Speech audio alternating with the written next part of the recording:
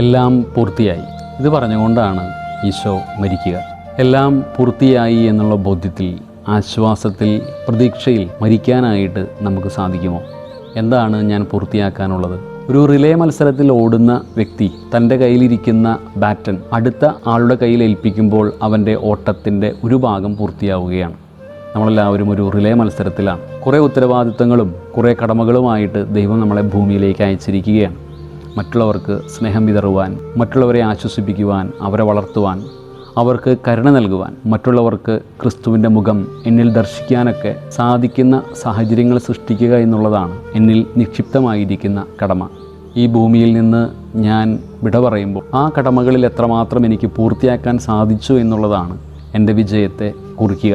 ഞാൻ നേടിയ സമ്പത്തോ, ഞാൻ സ്വന്തമാക്കിയ പദവികളോ, ഞാൻ പ്രശസ്തനായോ എന്നുള്ളതൊന്നും ഗൗരവമായ ചോദ്യങ്ങളല്ല.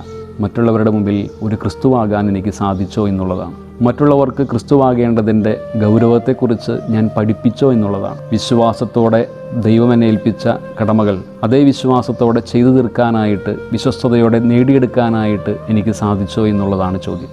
നമ്മുടെ കയ്യിലെ ബാറ്റൺ നമ്മുടെ അടുത്ത തലമുറയ്ക്ക് കൈമാറിക്കൊണ്ട് അവരോടും വിശ്വസ്തയോടെ, വിശ്വാസത്തോടെ മുൻപോട്ട് പോകാനായിട്ട് ആവശ്യപ്പെട്ട് നമ്മൾ തിരികെ ചെല്ലുമ്പോൾ എല്ലാം പൂർത്തിയായി എന്ന് ആശ്വസിച്ച് ഈ ലോകത്തോട് വിട പറയുമ്പോൾ നമ്മുടെ ജീവിതം വിജയമായിട്ട് മാറുകയാണ്. അതുമാത്രമാണ് ആത്യന്തികമായ വിജയം.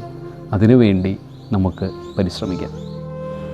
മരിച്ച വിശ്വാസികളുടെ ആത്മാക്കൾ തമ്പുരാൻ്റെ മനോഗണത്താൽ മോക്ഷത്തിൽ ചേരുവാൻ ഇടയുണ്ടാകട്ടെ.